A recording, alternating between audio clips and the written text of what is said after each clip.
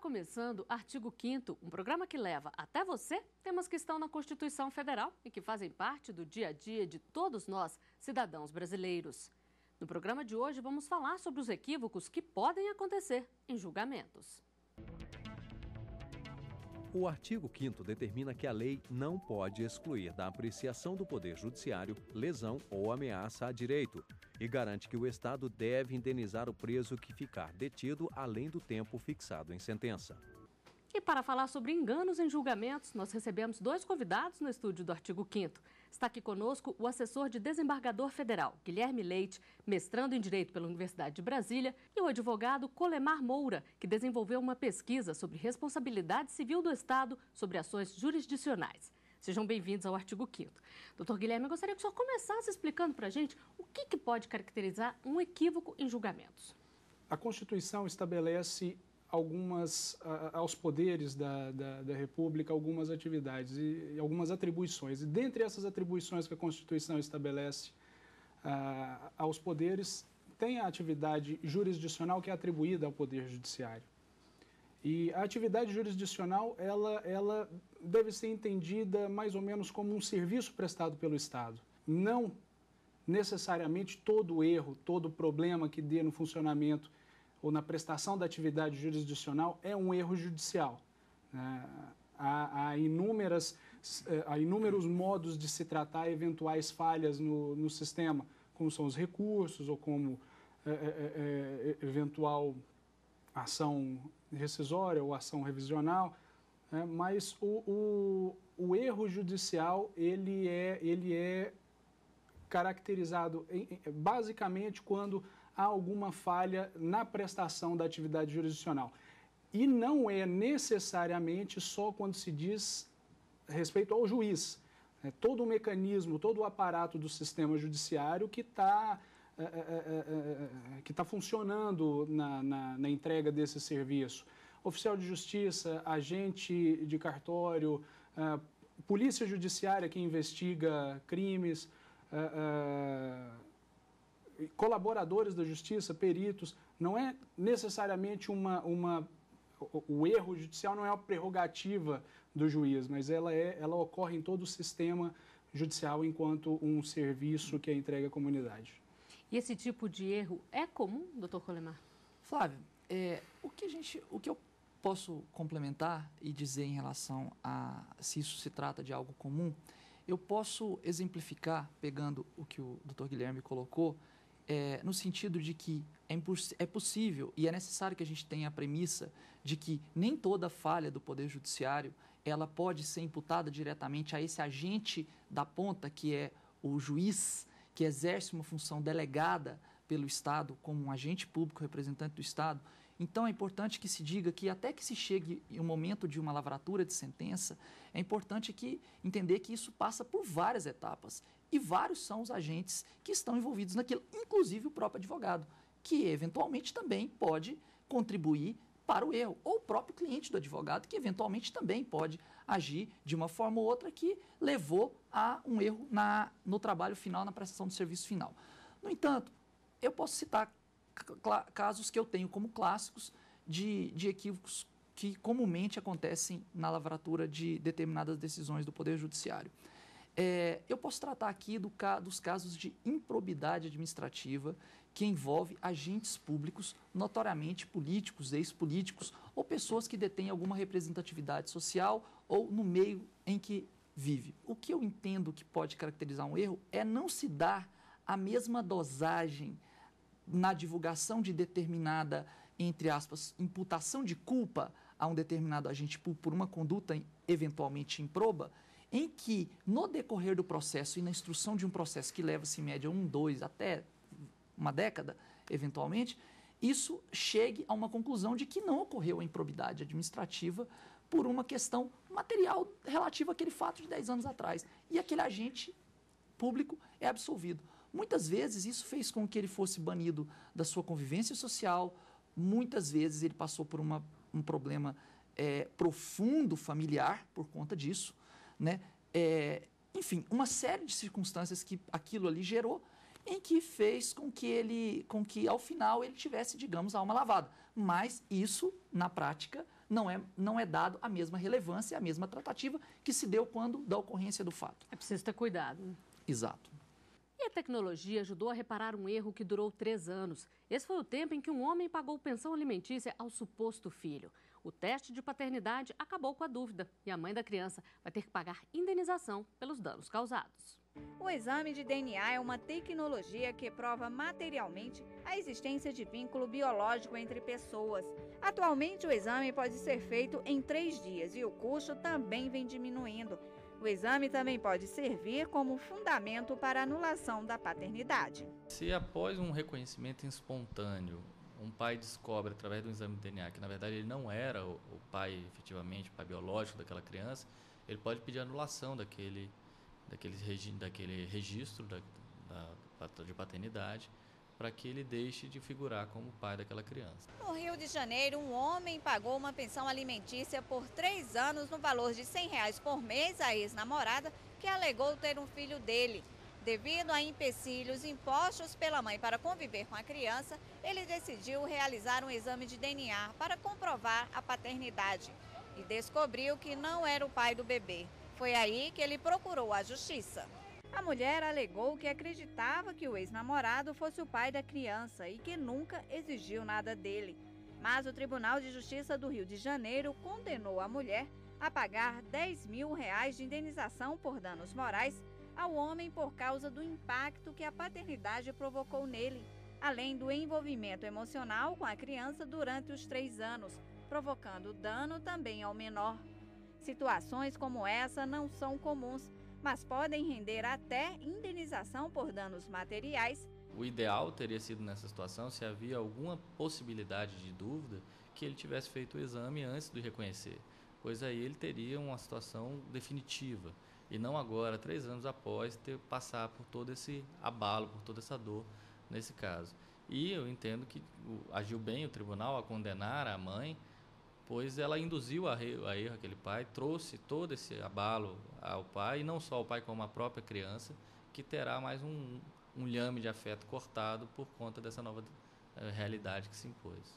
Doutor Colemar, quando as circunstâncias mudam como nesse caso, quem deve fazer a reparação? É mesmo a mãe? Caso o erro que a justiça incorreu e que isso se verifique em um momento posterior foi ocasionado por uma negligência, por uma omissão ou por uma imprudência da parte de uma das partes, claro, no caso a parte vencedora, que provavelmente vai se tornar posteriormente vencida, como foi o caso dessa mãe, isso exclui, esse caso é um caso clássico de excludente da responsabilidade do Estado, a meu sentir. Doutor Guilherme, muda alguma coisa no processo se a mãe sabia que o suposto pai não era o pai e induziu ao erro?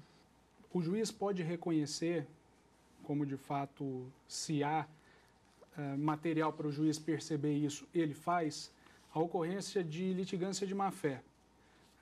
Quando uma parte leva ao juiz uma pretensão que sabe ser descabida, sabe viciada, porque a verdade dos fatos, neste caso, está viciada. Mas nesses casos, utilizando o que a gente tem hoje em dia em vigor, que é o Código de Processo Civil, o juiz, reconhecendo a litigância de má-fé, ele vai condenar a mãe em multa por litigância de má-fé, sem prejuízo de eventual condenação para o ressarcimento da pensão que foi paga pelo pai.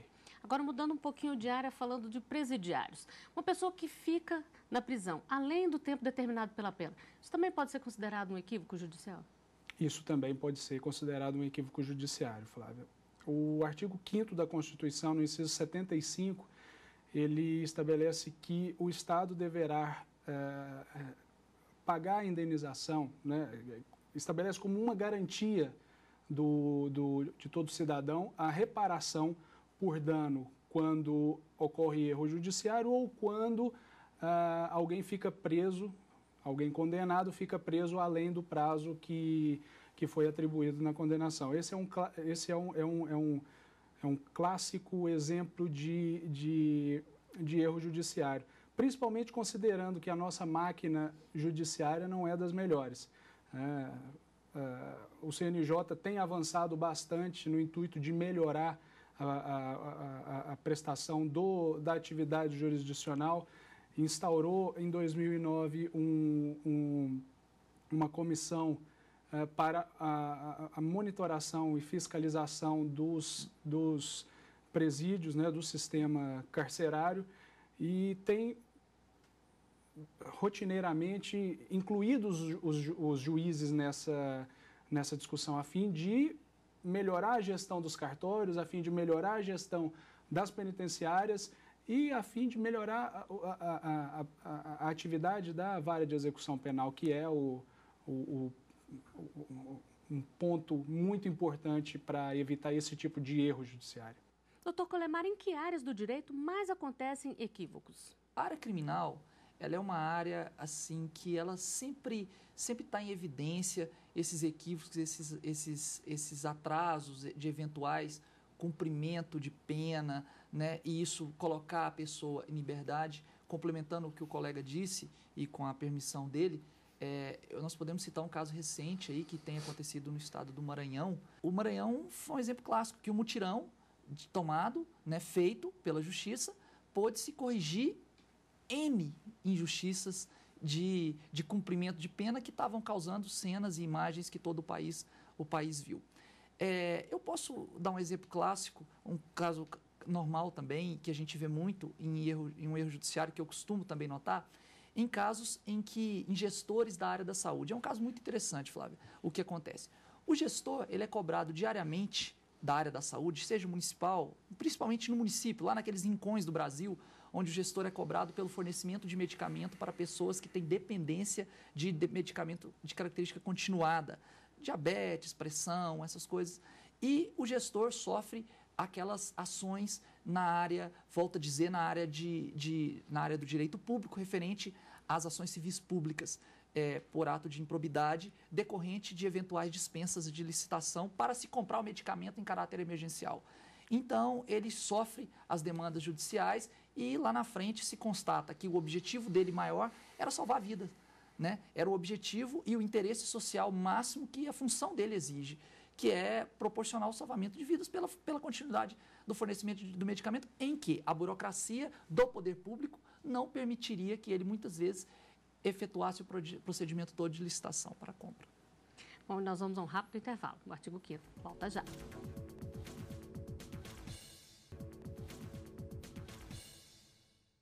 Estamos de volta com o artigo 5º. Hoje os nossos convidados são o assessor de desembargador federal, Guilherme Leite, e o advogado Colemar Moura. Eles conversam conosco sobre os equívocos que podem acontecer em julgamentos.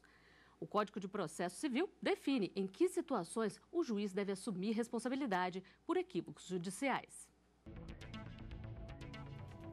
A lei delega ao juiz a responsabilidade por perdas e danos quando, no exercício da função, proceder com dolo ou fraude, recusar, omitir ou retardar, sem um motivo justo, providência que deva ordenar de ofício ou por requerimento da parte.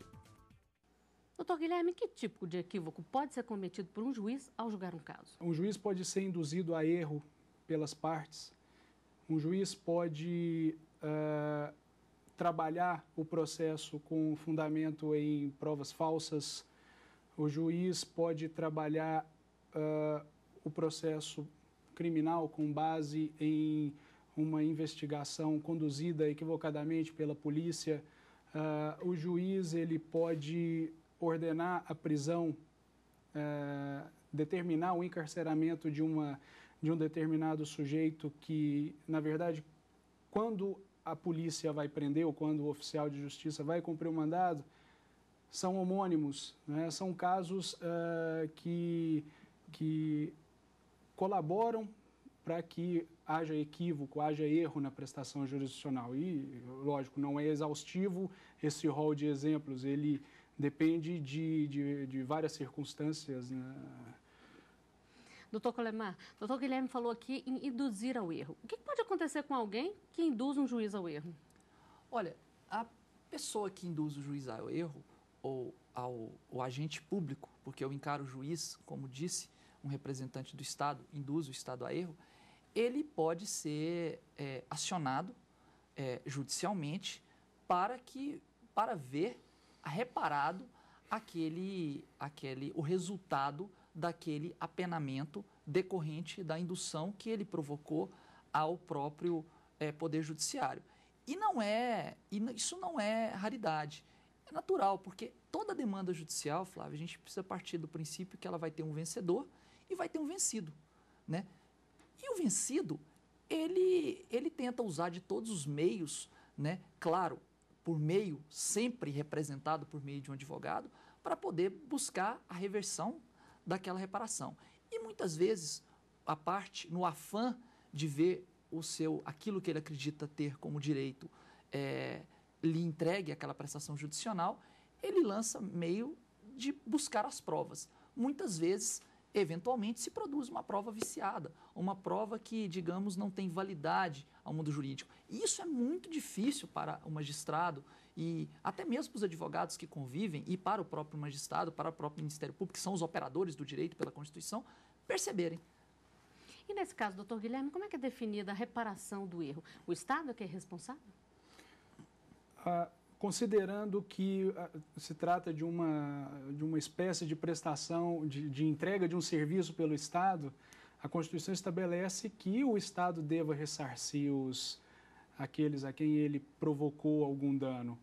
E essa é uma menção expressa no artigo 37, parágrafo 6º da Constituição.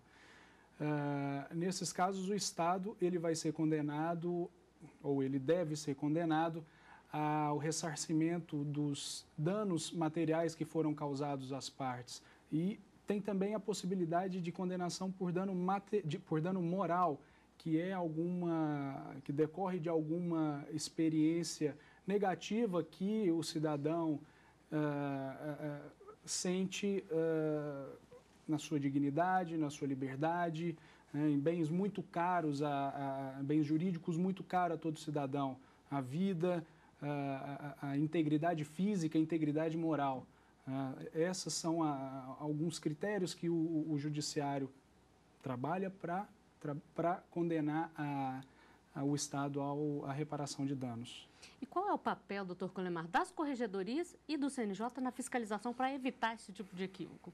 Existem algumas correntes doutrinárias, Flávia, e eu pude perceber, estudando sobre o tema, me aprofundando, me preparando, que isso é dividido. Alguns doutrinadores entendem que é preciso que haja um processo disciplinar primeiro no âmbito da corregedoria e principalmente primeiro na corregedoria antes do Conselho Nacional de Justiça, que tem um papel brilhante, tem evoluído muito no caráter didático e de passar uma mensagem positiva para a Justiça Nacional e até para os jurisdicionados.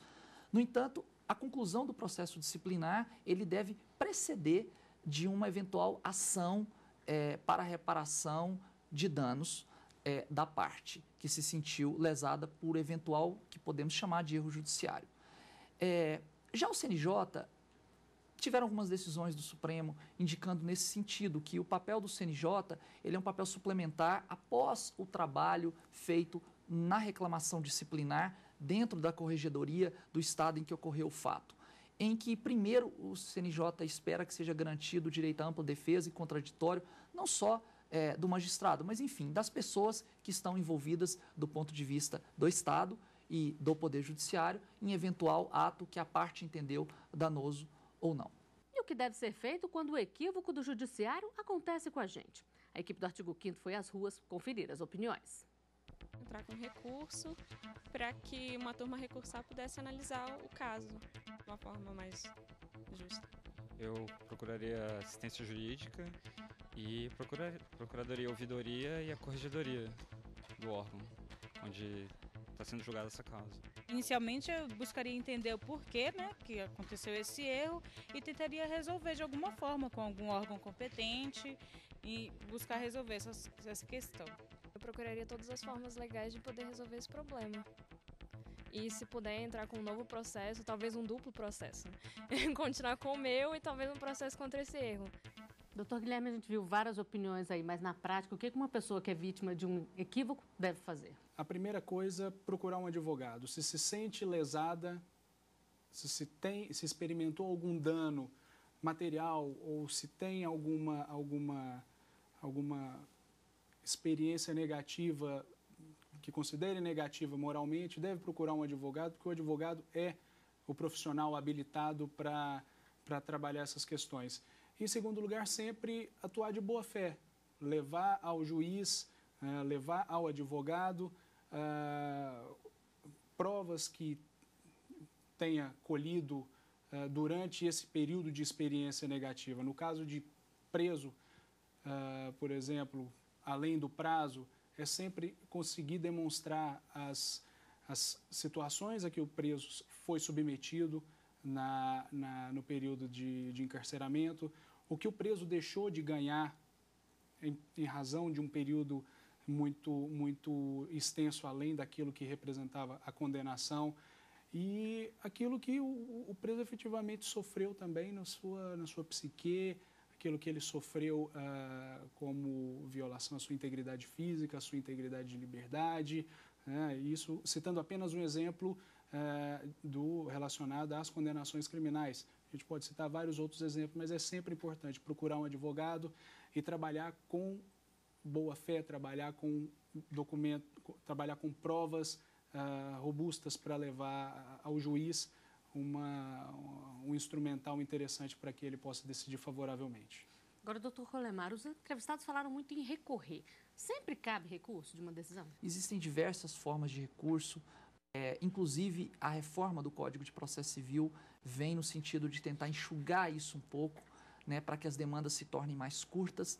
No entanto, há uma medida recursal que eu acho importante a gente comentar sobre ela, que é no caso de uma sentença que já transitou em julgado e se verifica posterior a esse trânsito em julgado, ou seja, não se cabe mais recurso, um eventual erro judiciário. A parte chega à conclusão que houve um determinado erro judiciário por um fato novo que surgiu após o trânsito em julgado da sentença. Para isso, o artigo 485 do Código de Processo Civil prevê a chamada e conhecida ação rescisória, que é uma ação para se desconstituir aquela sentença que foi dada sob um pilar viciado, sobre um determinado erro que posteriormente se descobriu. Seja ele, digamos só os dois primeiros exemplos, seja ele provocado por um agente público que está investido na função judicial, ou também quando uma sentença eventualmente é proferida por um juiz que tem um determinado impedimento, mas a parte só descobriu esse impedimento 2 anos depois. Então, o sistema recursal é amplo e há medidas para se debater até mesmo após a impossibilidade de recurso, que seria a ação própria rescisória. Bom, para encerrar, eu gostaria de saber de vocês que tipo de cuidado os agentes do judiciário devem ter para evitar equívocos. Doutor Guilherme. A prudência é o principal conselho. A prudência tem que andar com os agentes públicos, tem que andar ao lado do magistrado. Independente da liberdade que o magistrado tem de decidir, ainda que fundamentadamente, ele tem que decidir com responsabilidade. O ofício de julgar é um ofício que é dotado de liberdade, mas que pressupõe responsabilidade. Então é muito importante tomar bastante cuidado, o juiz, os agentes cartorários, os oficiais de justiça, os agentes da polícia judiciária, todos que funcionam, todos que oficiam em colaboração para a atividade jurisdicional, é sempre importante que eles atuem com responsabilidade e com prudência. Doutor Colemar, para o senhor. Eu ficaria com a palavra bom senso. Eu acho que essa é a palavra que deve se pautar todos os operadores do direito, não só o Poder Judiciário, como os próprios profissionais da advocacia que com ele atuam.